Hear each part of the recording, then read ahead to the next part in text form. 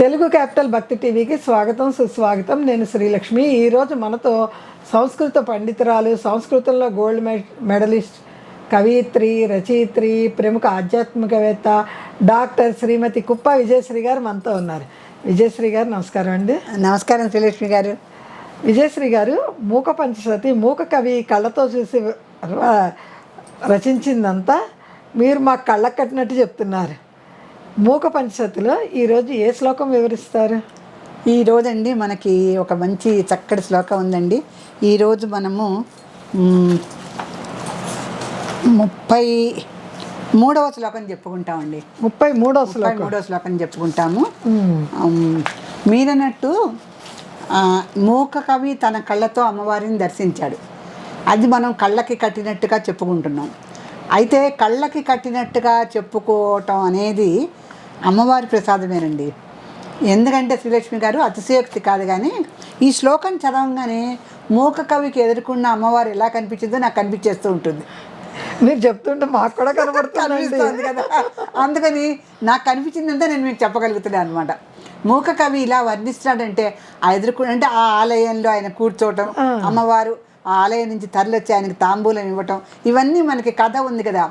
ఆ కథా నేపథ్యంలో నాకు అమ్మవారు ఎలా కనిపిస్తోంది తనకి అని నా కంటికి ఒక ఊహా చిత్రం వచ్చేస్తుంది అనమాట. దాంతో నేను నిజంగా అమ్మవారిని అలా దర్శించుకోగలుగుతున్నా అంత అనుభూతి కలుగుతోంది ఈ మూక పంచశతి చదువుతుంటే. మీరు చెప్తుంటే వింటూ ఉంటే మాకు కూడా ఆ అనుభూతి ఉందండి. అంతేనండి, ఆ కామాక్షిదేవి దయ అండి, మన చేతుల్లో ఏమీ లేదు.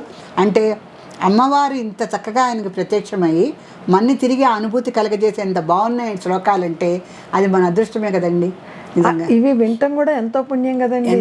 ఎంత పుణ్యం చేసుకుంటూ ఉంటే వినగలుగుతాం. అవునండి. పాతకాలాల్లాగా ఎక్కడో పురాణాలకి ప్రవచనాలకి వెళ్ళే అవసరాలు లేకుండా మన ఇంట్లోనే అరచేతిలోనే వైకుంఠం అన్నట్టు అరచేతిలోనే వైకుంఠాన్ని చూస్తున్నాం, ముక్తి పొందుదాం. నేనైతే అదే అనుకుంటున్నానండి. నిజంగానండి, ఇలా చక్కటి ప్రేక్షకులతోనూ యాజమాన్యంతోనూ కలిసి నేను మూక పంచశతి పంచుకోవటం కూడా నా అదృష్టం. ఎందుకంటే మాకు కావ్యాల్లో ఒకటి చెప్తుంటారండి, కవికి కావ్యాన్ని అర్థం చేసుకునే సహృదయాలు ఉండాలట. సహృదయం అంటే సహృదయాలు కాదండి, సహృదయం అంటే ఒక మంచి హృదయం, సహృదయం. ఇప్పుడు మీరున్నారు, నేను సహృదయంతో మీతో మాట్లాడితే మీ హృదయం ఎలా ఆలోచిస్తుందో నా హృదయం అలాగే ఆలోచిస్తుంది. అందుకని శ్రీలక్ష్మి గారు నేను సహృదయంతో మాట్లాడుకుంటామని నేను అనొచ్చు. కానీ కావ్యం వచ్చేసరికి స్వహృదయం కావాలి. అంటే కావ్యాన్ని అర్థం చేసుకుని స్వహృదయం అంటే వాళ్ళ సొంత హృదయం కావాలి, సొంత హృదయంతో ఆలోచించాలి. ఇప్పుడు కవి ఒకటి ఆలోచించి వర్ణిస్తాడండి, దాన్ని స్వహృదయంతో అర్థం చేసుకోవాలి. అంతేగాని ఏదో మామూలుగా చదువుకొని మామూలుగా అర్థం చేసుకుంటే అది కాదు. తన సొంత హృదయంతో, స్వహృదయం అంటే అదనమాట. అంటే మనకి పూర్తిగా మనకి లోపల ఒక అభిరుచి ఉంటుందండి, ఒక అభిరుచి ఉంటుంది, ఒక స్పందన కూడా ఉంటుంది. ఒక నిజం చెప్పంటే కావ్యం చదివాడికి ఒక కోమలత, ఒక సున్నిత తత్వం కూడా ఉంటుంది. ఇవన్నీ బయటికి రావాలి. అప్పుడు అంటే సున్నితత్వము, సహృదయత, ఒక మధురమైన భావము, స్పందన, భావావేశము, ఇవన్నీ కలగలిపి కావ్యాన్ని చదవగలగాలి. చదివినప్పుడు అలా చదవగలిగిన ప్రేక్షకులు ఉంటేనే కావ్యానికి సార్థకత. అంతే కదండి. లేకపోతే అద్భుతంగా ఈ కవి కానీ ఏ కవి అయినా అద్భుతంగా ఒక కావ్యం రాస్తాడు. స్వహృదయాలు లేని కావ్యం ఎందుకు? వాళ్ళకి అర్థం అవ్వాలి కదా వాళ్ళకి.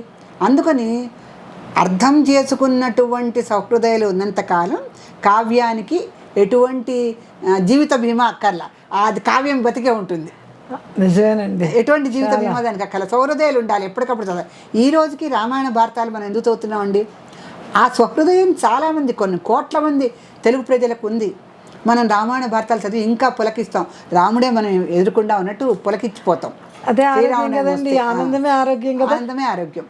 అలా వాళ్ళు పండితులు రాసిన దీన్ని బట్టి వాటిలో కొన్ని బీజాక్షరాలు అవి చేకూరుస్తాం వల్ల మన ఆరోగ్యానికి, మన కోరికలకి, అన్నిటినీ మనకు తెలియకుండానే మనం పునాది వేసుకుంటూ వెళ్ళిపోతున్నట్టే కదా. మన వంశమే కాదు, మన తర్వాత తరం వాళ్ళు కూడా తరిస్తారు. అందుకని ఈ కావ్యానికి సహృదయాలు ఎలా అవసరమో ఇప్పుడు నేను చెప్పే మూక పంచశతికి కూడా ఒక చక్కటి ఆలంబన మార్గమేమో తెలుగు క్యాపిటల్ భక్తి టీవీ వారు ఇచ్చారు నాకు. అది నా అదృష్టం. తర్వాత దాన్ని చక్కగా గ్రహించి సంతోషించి ఎప్పటికప్పుడు మనకి తెలియజేసే ప్రేక్షకులు మన ఉన్నారు. కుటుంబ సభ్యులు ఎంతమంది, 1,00,000 మంది అయిపోయారు. లక్షల మంది అయిపోయారు. సో 1,00,000 మంది సభ్యులతో మనం ఇవన్నీ పంచుకోవటం అనేది అది పూర్తిగా మీ కామాక్షిదేవి మనకి ఇచ్చినటువంటి ఆశీస్సులనే మనం అనుకోవాలి. నిజమండి, కామాక్షిదేవి ఇచ్చిందండి. ఇప్పుడు కామాక్షిదేవిని ఆ మూక కవి ఎలా దర్శించాడో చూద్దాం. విజయశ్రీ గారు, మీ మాటకు అడ్డొస్తున్నాను గారు, చాలామంది వాళ్ళకి నిత్యము కామాక్షి మంత్రంతోనే ఉంటున్నారంటండి. అమ్మ కామాక్షి, అమ్మ కామాక్షి. మరి నడిచే దేవుడు చంద్రశేఖరేంద్ర పరమాచార్యుల వారు మనకి అందించిన మహామంత్రము అమ్మ కామాక్షి, అమ్మ కామాక్షి, అమ్మ కామాక్షి. నడిచే దేవుడు అందించిన సిద్ధమంత్రాన్ని ప్రతి ఒక్కరు చదువుతున్నారంటండి. చాలా చాలా సంతోషం అనిపిస్తుంది. చాలా సంతోషం. నేను కూడా ఎక్కువగా అమ్మ కామాక్షి, అమ్మ కామాక్షి అనుకుంటూనే ఉన్నానండి. ఆయన అందించిన పరమ మంత్రాన్ని మూక కవి రచించిన మూక పంచశతి చెప్పుకుంటూ ఈ మంత్రాన్ని కూడా మన మనసుల్లో నిలిపేసుకున్నాం. మనకి అమ్మ కామాక్షి ఇంతకన్నా ఏం కావాలండి. అమ్మ కామాక్షి అంటే ఎంత సంతోషంగా నిండుగా ఉంటుంది మనకి. ఆయనే నడిచే దేవుడు, మహాపెరియవా అంటారు, పరమాచార్య అంటాము. అవును, ఆయన ఇచ్చిన వారు ఉపదేశించిన అమ్మ కామాక్షి మంత్రం మనకి జీవితంలో ఒక పెద్ద ఉన్నత స్థాయికి తీసుకెళ్ళేది మహామంత్రం. దాన్ని మనం అమ్మ కామాక్షి అనుకుంటూనే మనం ఈ ఆర్య శతకంలో 33వ శ్లోకం కూడా మొదలు పెట్టుకుందాం. అమ్మ కామాక్షి, అమ్మ కామాక్షి. ఇప్పుడు దీంట్లో 33వ శ్లోకంలో రండి. కుట్మలిత కుచ కిశోరై, కుట్మలిత కుచ కిశోరై. ఇది చాలా కొత్త పదం అండి. కుట్మలిత కుచ కిశోరై కుర్వాణై కాంచీదేశ సౌహార్దం. ఆ కాంచీ దేశాన్ని ఎప్పుడు కూడా మూక కవి మర్చిపోరు. తర్వాత కుంకుమ సోణైర్నిచితం, కుంకుమ సోణ రాగే అని కాళిదాసు వర్ణిస్తాడు శ్యామలాదేవి స్తోత్రంలో. కుంకుమ సోణైర్నిచితం కుశలపథం శంభు సుకృత సంభారై. ఇది ఇంకా మంచి పదం అండి. కుశలపథం, కాంచీ దేశం అంటే కుశలపథం అంట. దాన్ని మించిన క్షేమ మార్గమే లేదు. మోక్షపురి కదండి. అంతే కదా, మోక్షపురి కదండి. కాంచీ దేశం సౌహార్దంతో అమ్మవారు ఒక కుశల పథాన్నే వేసిద్దరు. దాంట్లో కుశలపథం శంభు సుకృత సంభారై.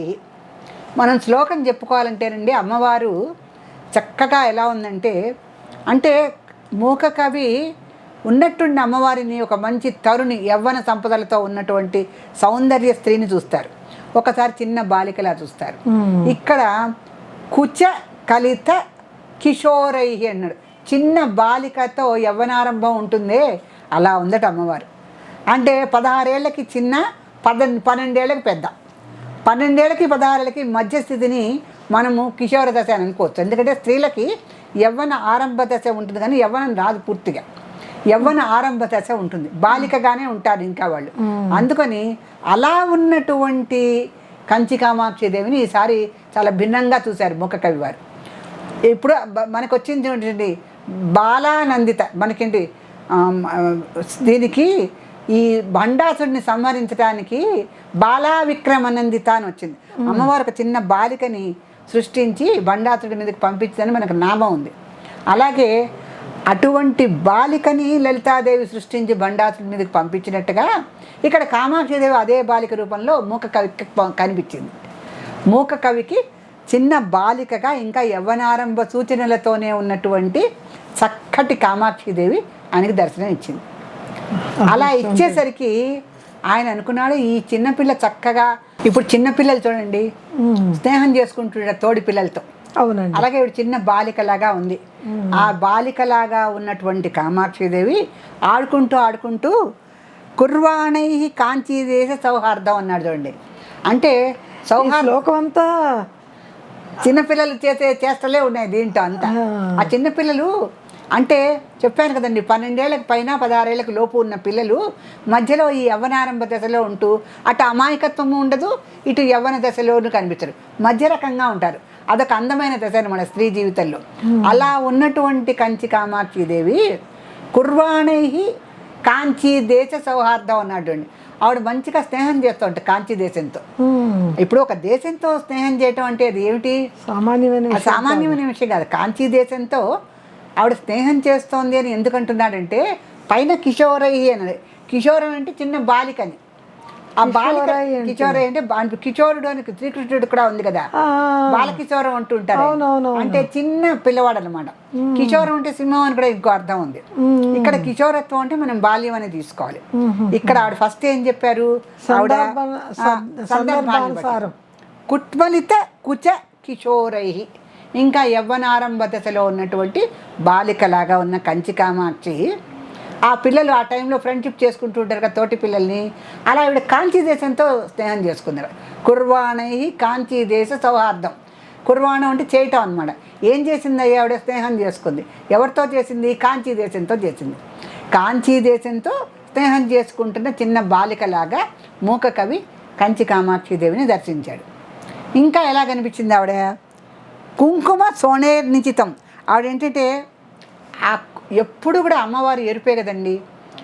అది కూడా ఎలా కుంకుమ సోనత్వం అంటే ఆ కుంకుమలో కొంచెం నీళ్లు పోసారనుకోండి ఇంకొంచెం ఎర్రగా కనిపిస్తుంది.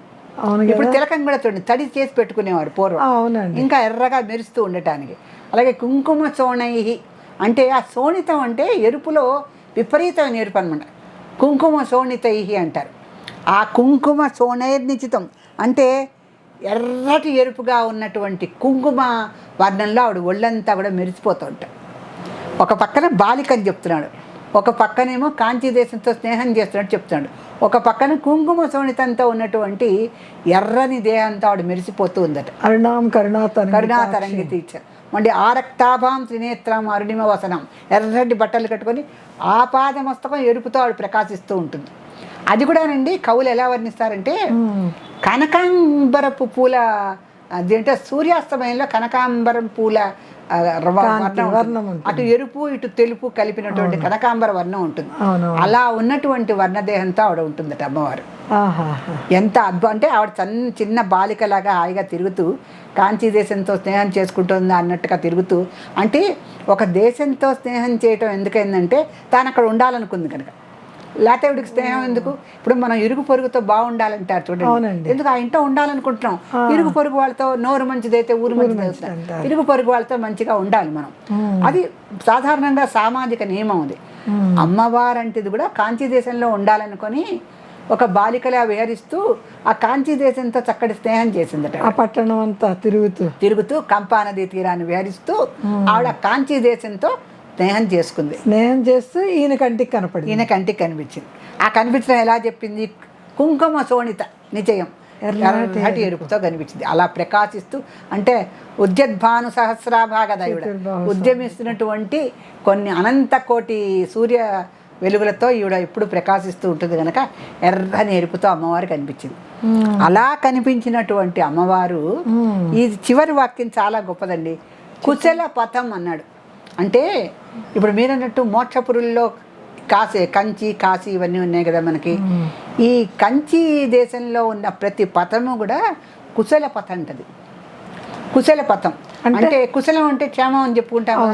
ఒక క్షేమ మార్గం వేసిందా అమ్మవారు అన్నట్టుగా ఉంది కాంచీ దేశం అంతా. క్షేమ మార్గం అది మామూలు పథం, ఒక దారి, రహదారి, ఒక దారి ఉందంటే ఆ దారంతా కూడా మంగళకరమైనటువంటి దారులే అవన్నీ. ఎందుకంటే అమ్మవారు విహరించిందిగా కంపా నదీ తీరంలో కాంచీ దేశంతో స్నేహం చేస్తూ ఊరంతా తిరిగింది కంచికామ. అందులో బాలిక కదా, ఊరంతా ఊరంతా తిరిగి ఆడుకుంది ఆవిడ. అవన్నీ ఎక్కడ ఇప్పుడు శంకరాచార్యులు తిరిగిన ప్రదేశం అంటే మనకు శృంగేరి వెళ్తే పులకిస్తుంది. అమ్మో ఆయన ఈ నది వెంట తుంగా నది వెంట వెళ్ళాడని అక్కడ నడుస్తుంటే మనకు పులకాంకితం అయిపోతుంది. శంకరాచార్యులు ఇక్కడ తిరిగి వెళ్ళారా అని చెప్పి. దారంతా కూడా మనం వెళ్తుంటే ఇదంతా ఆయన పాదయాత్ర చేశారా అని మనకు ఎంతో ఆనందంగా ఉంటుంది.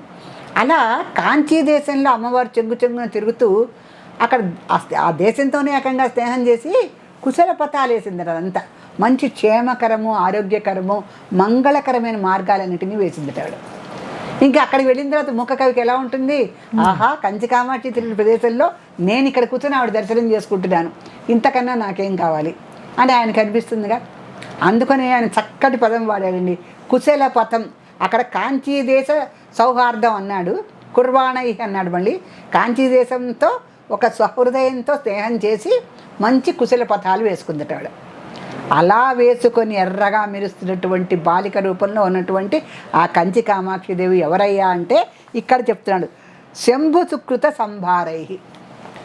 శంభు సుకృత, శంభు అంటే శివుడు, సుకృతం ఆ శివుని యొక్క పుణ్యాల రాశిగా ఆవిడ అలా సంరంభంతో అంటే ఉత్సాహంతో సంతోషంతో ఆవిడ అంతా తిరుగుతోంది. అయితే చివరి వాక్యంలోనండి కుశల పథం అన్నది చాలా గొప్ప మాట. అవునండి. అంటే కుశల పథాలు ఎక్కడ ఉంటాయంటే కేవలం మనకి స్వర్గాన్ని వర్ణించేటప్పుడు చెప్తారు. తర్వాత మనకి మరణించిన తర్వాత ఈ ప్రేతాత్మని తీసుకొని యమకింకర్లు కానీ విష్ణు భటులు కానీ వాళ్ళ యొక్క పాప పుణ్యాలు బట్టి కొన్ని మార్గాల గుండా తీసుకెళ్తారని చెప్తారు మన పురాణంలో, గరుడ పురాణంలో.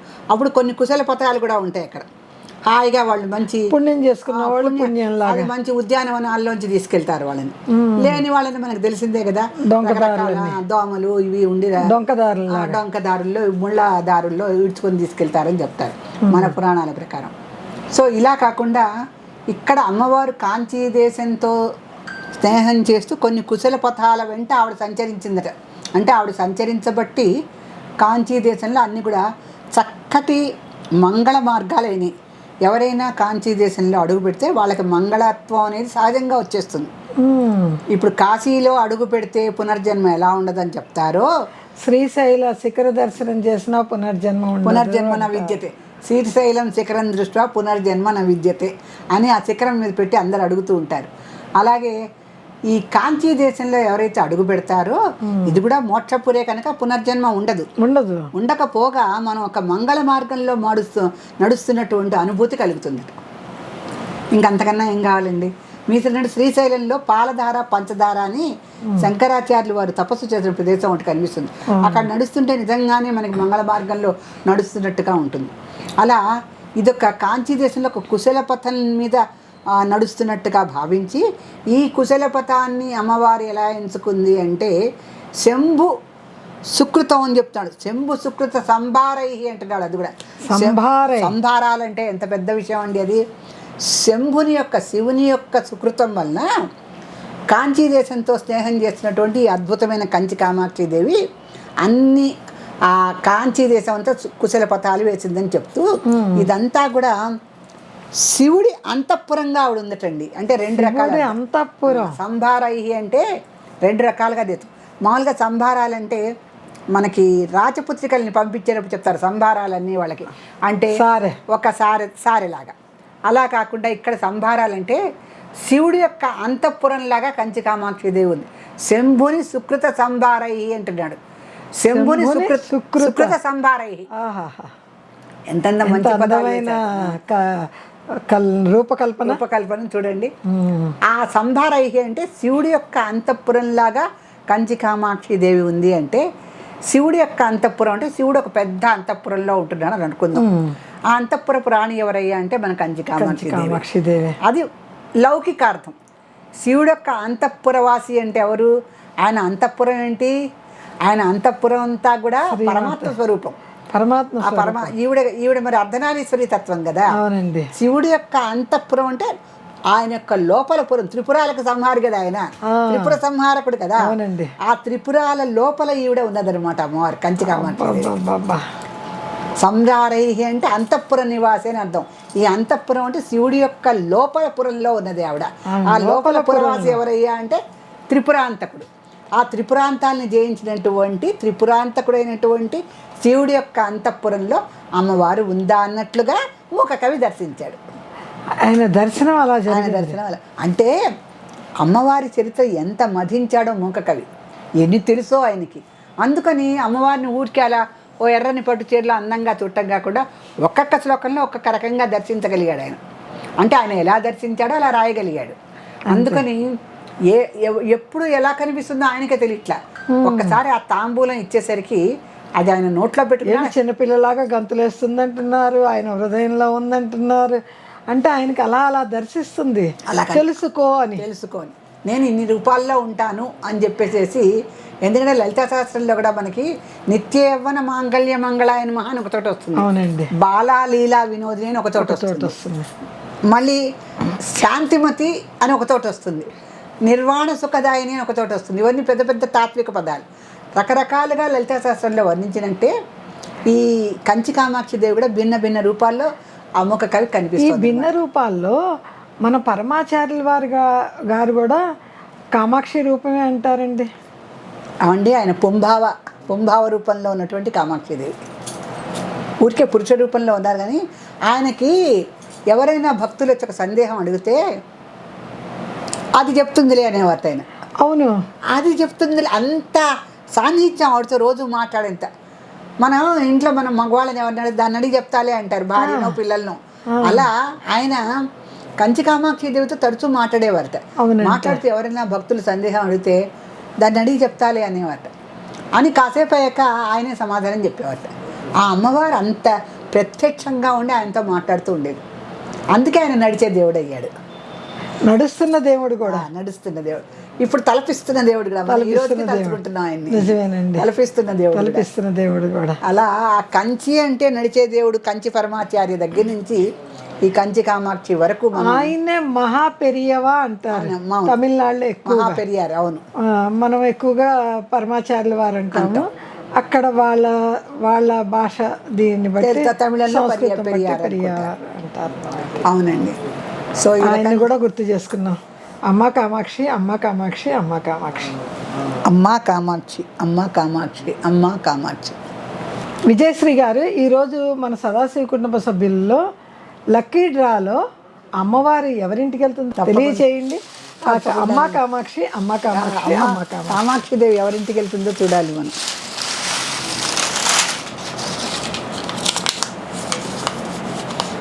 మళ్ళీ రమాదేవి వచ్చిందండి.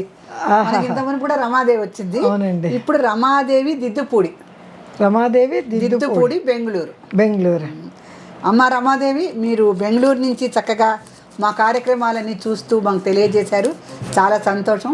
మీకు అమ్మవారి అనుగ్రహం ఇవాళ లభించింది. త్వరలో పుస్తకం మీ ఇంటికి చేరుకుంటుంది. చేరుకున్న వెంటనే మీరు చక్కగా మీ కామెంట్ ఒకటి పెట్టి మీరు ఒక వీడియో పంపిస్తే మేము చాలా సంతోషిస్తాం. శ్రీమాత్రే నమః. రమాదేవి గారు, మీరు స్క్రీన్ పైన వచ్చే నెంబర్కి పూర్తి చిరునామా పంపించండి, పిన్ కోడ్ నెంబర్ రాయండి. మీకు తెలుగు క్యాపిటల్ భక్తి టీవీ వారు త్వరలోనే పుస్తకం పంపిస్తారు. పుస్తకం అందిన తర్వాత పుస్తకం అందినది అని కామెంట్ పెట్టండి. శ్రీమాత్రే నమః. అమ్మ కామాక్షి, అమ్మ కామాక్షి, అమ్మ కామాక్షి.